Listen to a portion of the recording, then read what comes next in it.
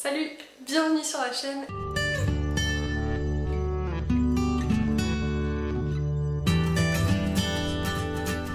Et bienvenue dans cette nouvelle vidéo dans laquelle je vais vous parler de ma pile à lire de l'été, des livres que je souhaite lire cet été qui font d'ores et déjà partie de ma palle. Bien sûr, il y a plein d'autres livres que j'aimerais lire cet été, mais là j'ai fait une petite sélection de ceux qui me tentent le plus, des lectures qui sont les plus urgentes à sortir de ma palle, très clairement. Beaucoup d'entre eux me font penser à l'été, mais pas tous, bien évidemment. Donc vous allez voir, dans cette pile à lire, il y a toutes sortes de choses. Il y a du fantasy fantastique, il y a des romans contemporains, il y a bien évidemment quelques graphiques, enfin bref, de quoi me régaler cet été. J'espère que la vidéo vous plaira et on commence tout de suite. Ma pile à lire ressemble à ça. Il y a quand même beaucoup de livres, sachant qu'il y en a, il me semble, 3 qui ne sont pas ici, que je n'ai pas avec moi, donc que je vais vous présenter simplement à l'oral. Vous aurez une petite image, bien évidemment un petit visuel pour vous.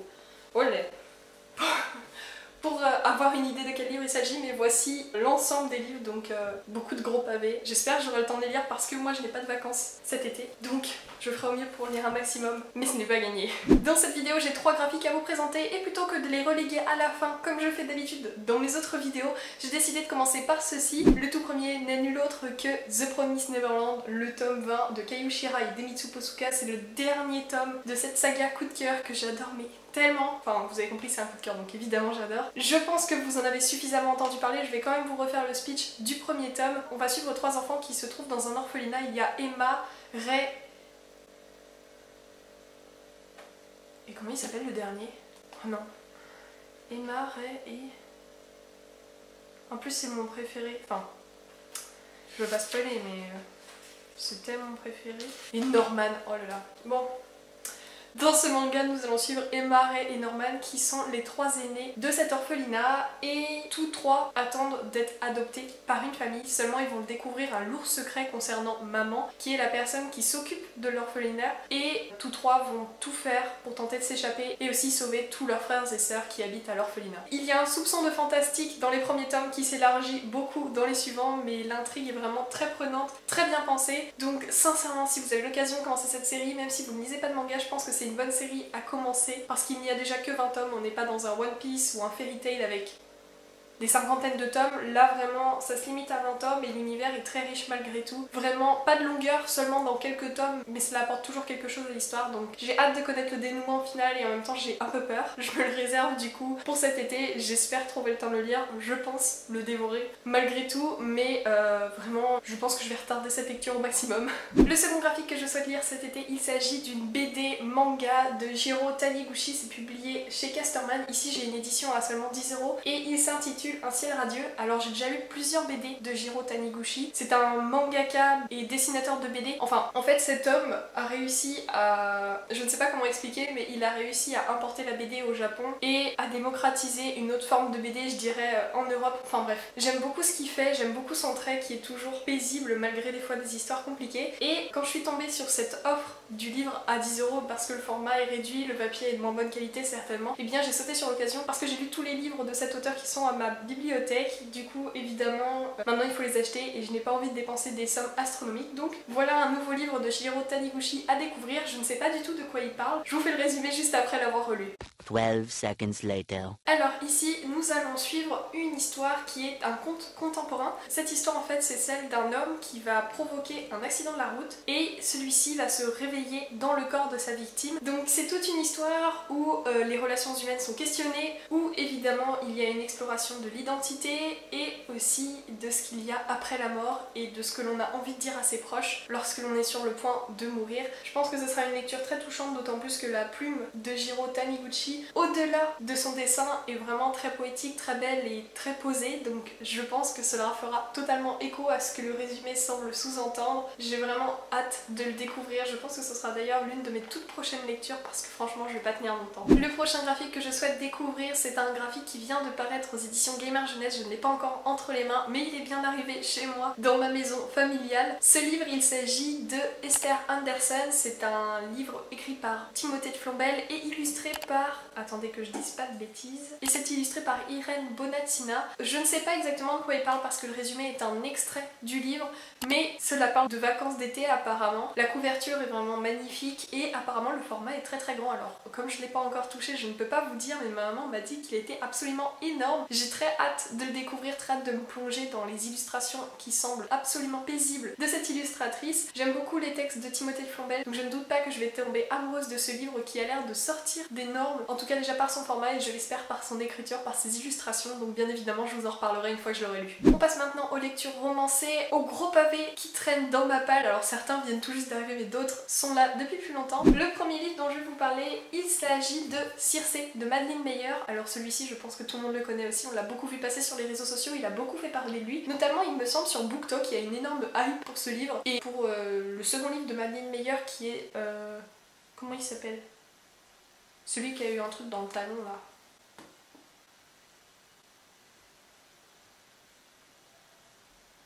Mince, je sais plus. La couverture elle est bleutée, là c'est orangé, elle est bleutée.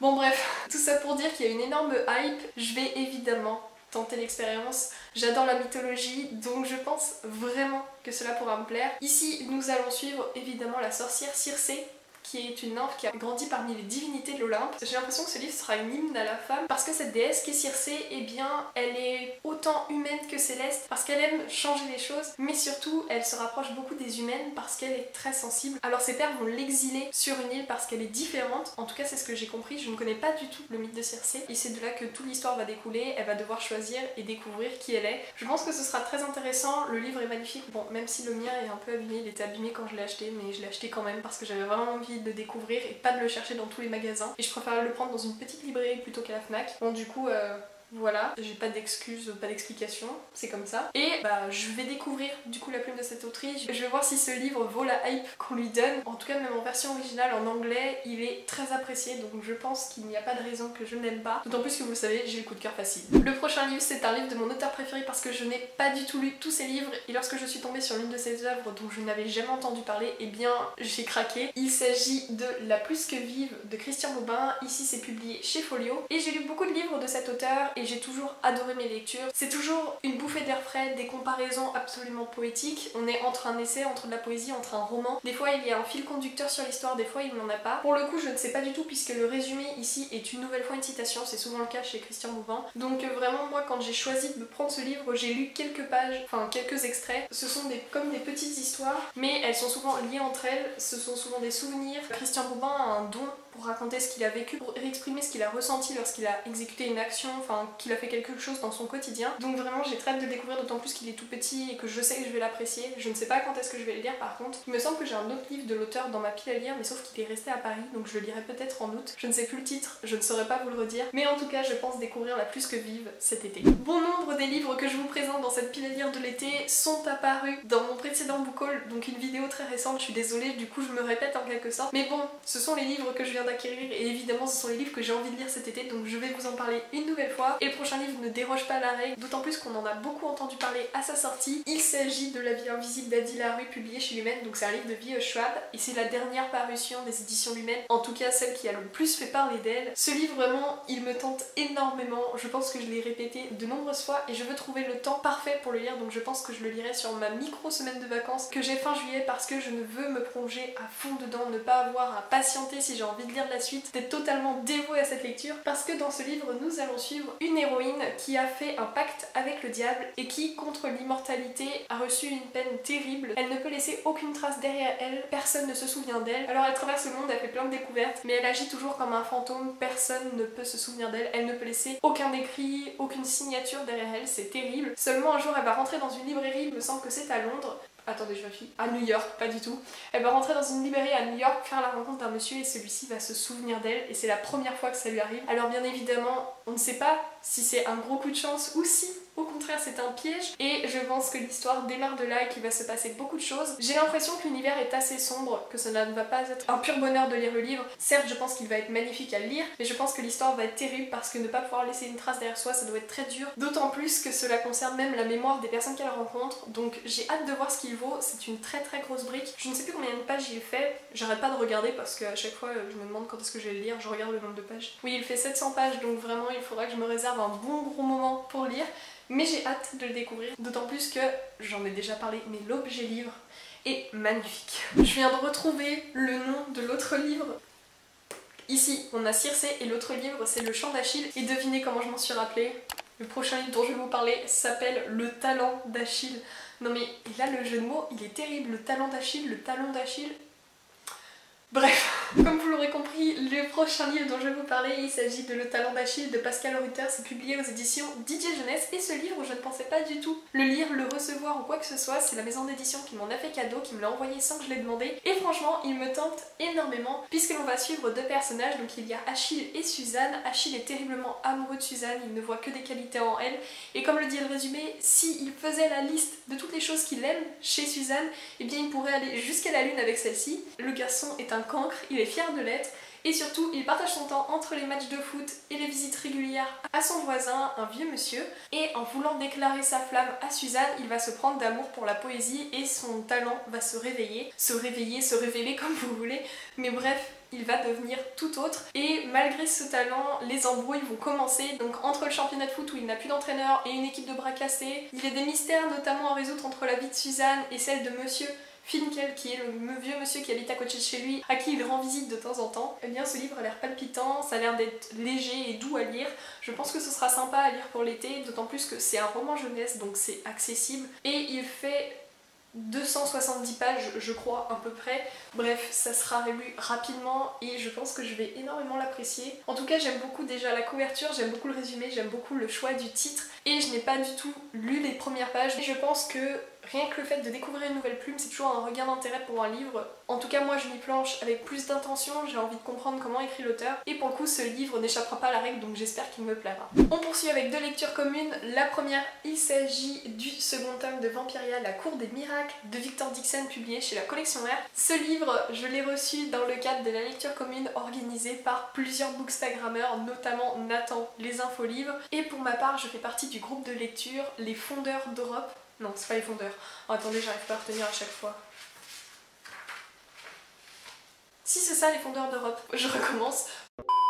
Pour ma part, je fais partie du groupe de lecture Les Fondeurs d'Europe. Je vais accueillir à mes côtés 20 autres lecteurs vampiriques, ou plutôt non, pas vampiriques, des personnes qui sont prêtes à se battre contre les vampires pour cette nouvelle lecture. En tout cas, j'ai très hâte de le lire. Si vous n'avez pas lu le premier tome, je vous le recommande de tout cœur. Pour ma part, j'avais adoré l'univers et la plume de Victor Dixon une nouvelle fois, bien que ce soit pas mon livre préféré de l'auteur, mais vu que c'est une série, j'attends de découvrir les prochains tomes pour me prononcer sur ce point-ci. En tout cas, l'univers est très riche. Dans le premier tome, on avait affaire à une histoire qui se déroule à Paris et plus précisément à Versailles, et toute la cour de Versailles en fait se révèle être des vampires qui se nourrissent du bas peuple. C'est assez sanguinaire, je dois le dire, mais c'était très bien pensé et l'aventure était vraiment très intéressante. Ici, cela ne se déroulera pas à Versailles, mais dans le vieux Paris, j'ai hâte de découvrir la façon dont Victor Dixon va aborder cet univers et ses lieux, et bien évidemment j'ai hâte de le lire tout simplement. J'attends que la lecture commence avec impatience et d'ailleurs elle commence demain. Bon, les groupes sont déjà fermés à l'heure où vous voyez cette vidéo, donc je suis désolée, mais je pense que je ferai une petite vidéo en lecture, vlog lecture de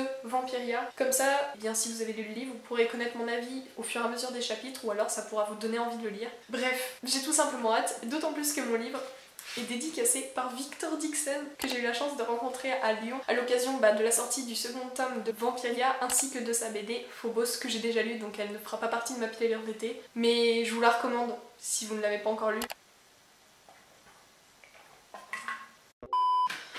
Fait trop chaud. Prochain livre qui est aussi une lecture commune mais dont les portes ne sont pas fermées, donc si vous voulez y participer, il est encore temps, enfin vous avez largement le temps puisqu'elle se termine fin août et qu'il n'y a pas de découpage précis. Libre à chacun de lire à son rythme et de venir en parler au fur et à mesure de sa lecture sur notre club de lecture Book. Alors vous l'aurez compris, ce livre, il s'agit de Birthday de Meredith Rousseau, publié chez Pocket Jeunesse. J'ai l'impression que j'en parle dans chacune de mes vidéos et c'est très certainement le cas, j'en parle tout le temps parce que j'ai hâte de le lire, j'ai adoré le précédent livre de l'autrice. Et bien évidemment, quand il s'agit d'une lecture book alors pour le club de lecture, eh bien je suis excitée, j'ai vraiment trop hâte à chaque fois parce que je trouve que l'ambiance sur le club de lecture, sur le Discord est vraiment chouette. Cette lecture évidemment fait partie de ma pile à lire d'été et j'ai hâte de la dévorer. Dans ce livre nous allons suivre deux personnages qui sont meilleurs amis car ils sont nés dans le même hôpital, le même jour jour. Ils se connaissent depuis la naissance, il s'agit de Eric et Morgan et en fait à mesure qu'ils grandissent, les deux garçons vont peu à peu se séparer parce que des secrets vont défaire en quelque sorte leur amitié. Chacun a des questionnements sur son identité, Morgan est mal dans sa peau, il ne se sent pas garçon, donc c'est là où intervient Meredith Rousseau, plus particulièrement puisque c'est un roman on voice, il me semble que Meredith Rousseau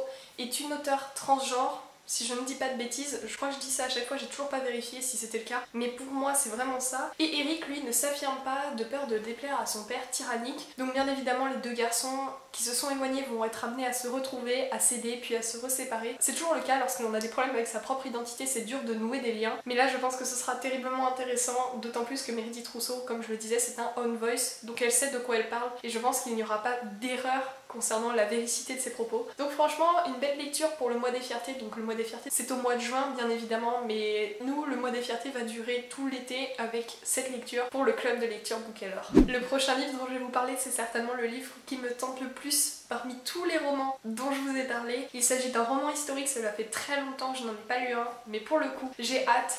Il s'agit de La lumière dans les combles de Sharon Cameron, publié chez Gallimard Jeunesse. Alors j'ai un petit peu honte parce que je n'arrive pas à retenir le titre, je dis toujours La lumière sous les combles et non dans les combles.